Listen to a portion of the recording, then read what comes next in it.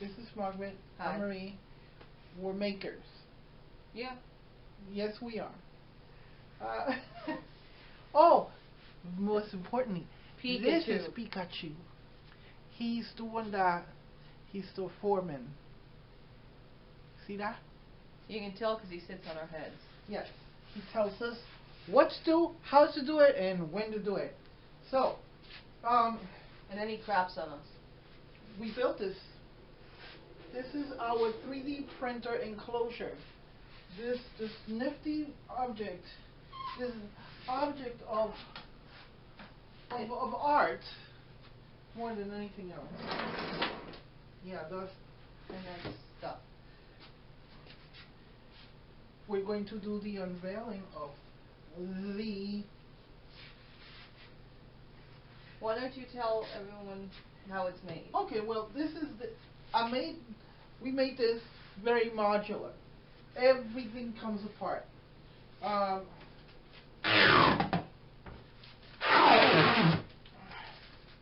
It has, the windows are made out of plexiglass. It is plexiglass. Well, we'll find out now, because we will peel off this. It's definitely acrylic of some kind. Yes, it's called optics. I need something to peel it from this side. You want to peel it from this side? I'll try to peel it. I'm going to, well, the reason, obviously, the reason why we had it like this is because we wanted to protect it as much as possible during the process of building it. What you see here, gray, peels apart from the base.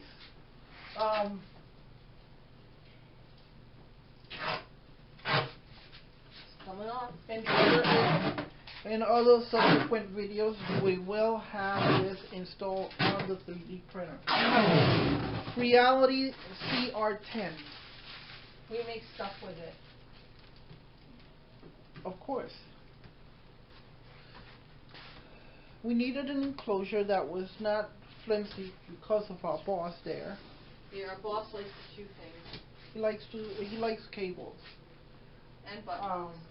What we did was that we built this over the period of several weeks, because we were doing it in stages. We were choosing the right wood, the right plexiglass,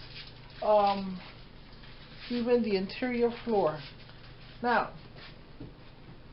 we're going very quickly over here so we can see the interior itself.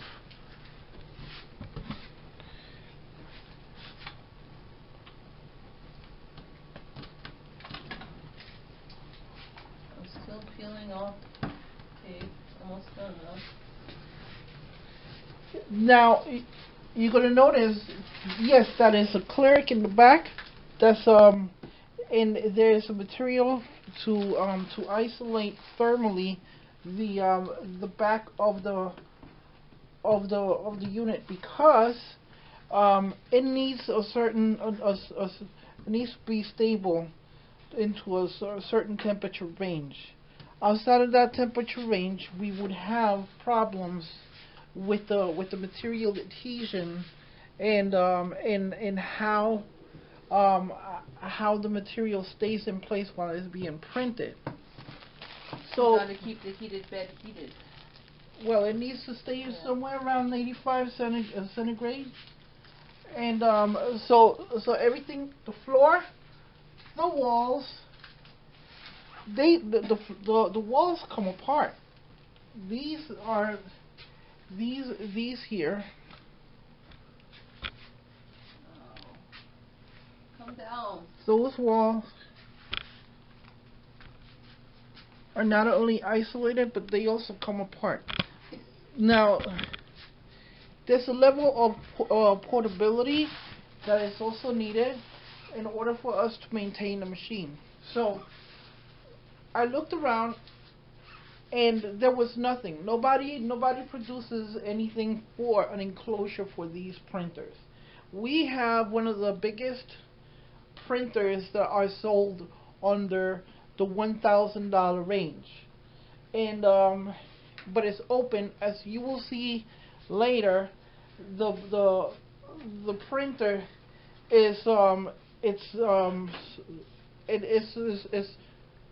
it's exposed to a wide to the environment, to a wide variety of temperature ranges and all of that affects the quality of the print.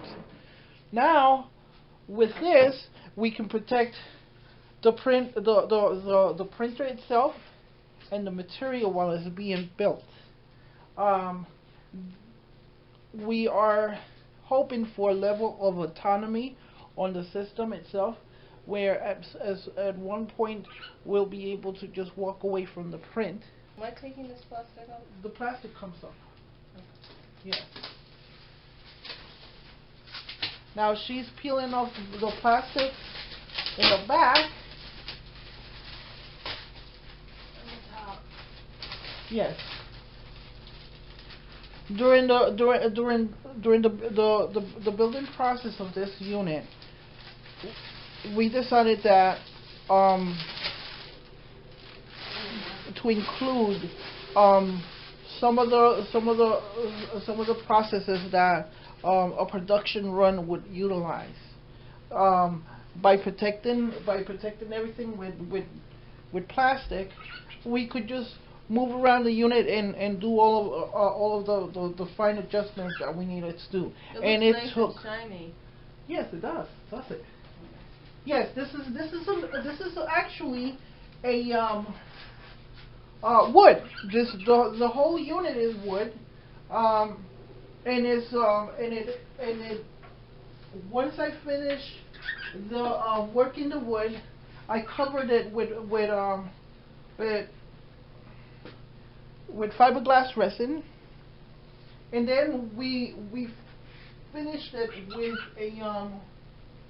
with a lacquer finish. It's an oil. This is an oil. It's an oil base.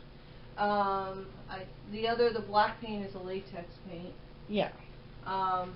The flooring is from Lowe's. This is the floor. This is the black paint.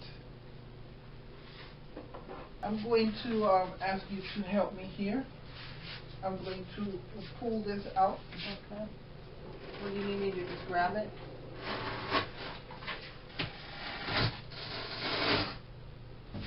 Yes, that is Velcro. I thought that Velcro, don't let it fall. I'm trying to get the cable. Okay. Oh, there we go. Now, you can push it back in. Okay. Okay. So,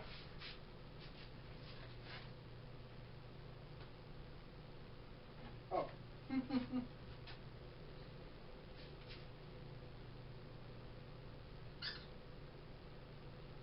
There we go. So it lights up.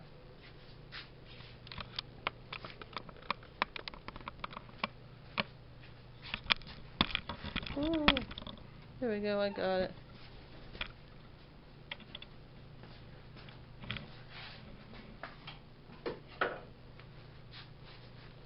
So this lights up. We can change the color.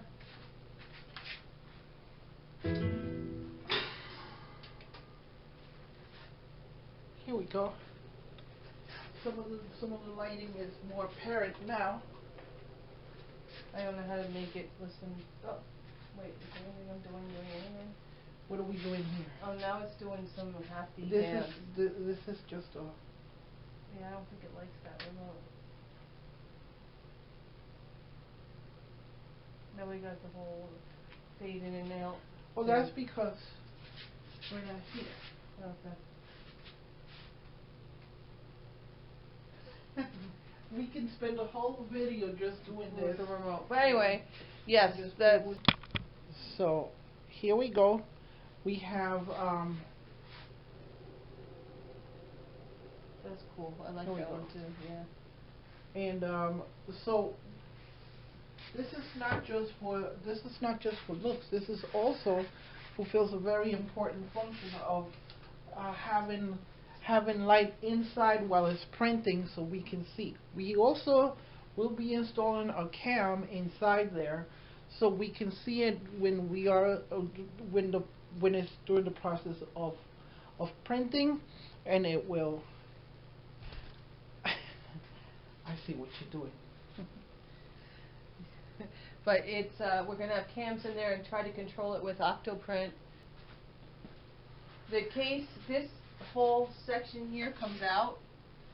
Well, everything that you see here that is gray, it pulls up. It lifts straight up, so we can drop the printer in it and then put it back down, so we don't have to worry about trying to finagle the printer into the doors or anything. During our next video, we will be showing maybe even this one. We will be showing the process of assembling the entire unit, the coupling the 3D printer into this. Now, after this, we have two more. Oh, we have the CNC router. We have a small link sprite that is this 200 by 200 millimeter CNC and laser etcher. Yep. And then we have the 3D scanner, which is a pain in the butt.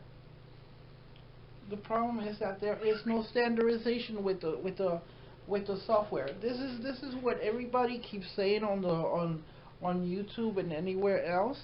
If you're planning to have a 3D printer, plan to put a lot of time into it, because you're gonna have to learn a lot of different assembly languages.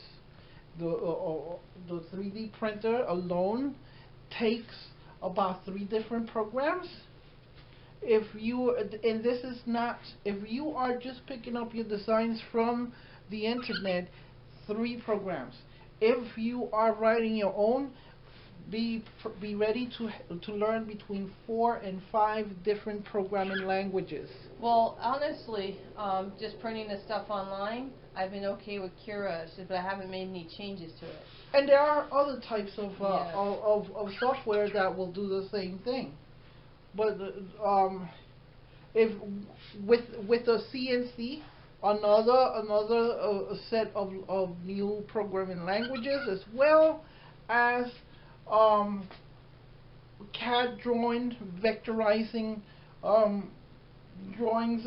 If you're doing the things with things like FreeCAD, you might as well take the opportunity to learn the flip side of FreeCAD, which is robotics. That way you are more of a well-rounded person by the time you finish with all of these. The 3D scanning. This is another machine that we have that is going to be integrated into the trio. This is the trio being the scanner, the 3D scanner, the 3D printer, and the CNC machine. So, as I said, yes, this is a one-car garage. However, with no cars in it. With no cars in it. We have dedicated the entire space to making stuff. And we also have a lab. Yes, that's the second part of it. So this is where we get dirty, and over there is where we go and we stay clean. It's more of it's more of a clean room. Yeah. So now what we're going to do now is that we're going to prepare this enclosure, so that way we can just put the 3D printer inside of it. So this may not be at all a clean, a very organized thing. This is pressure fitted. Oh, how are we going to get that out? This is pressure fitted. That means that we need to utilize pressure to put it together and to take apart. So I'm going to start by disconnecting the electric. Okay. And once this is done, there, you're going to hold the base. And the funny thing about this is that I put some notches in the back when I was building it, so that when we would had to do this, all we had to do was to get something with a very strong handle, something like this. So I'm gonna just put this.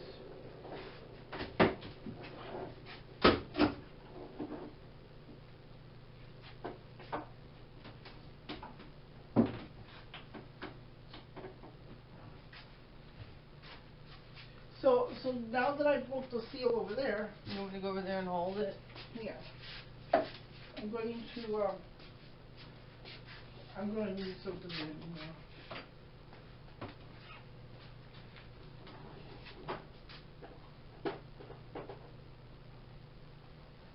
Maybe a screwdriver.